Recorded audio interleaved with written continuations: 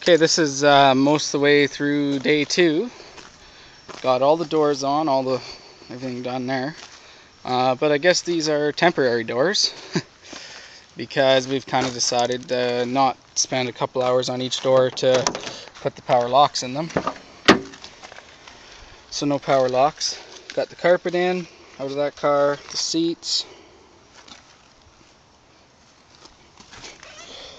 Got to figure something out with the floor mats, because those floor mats are kind of shitty. She's clean now.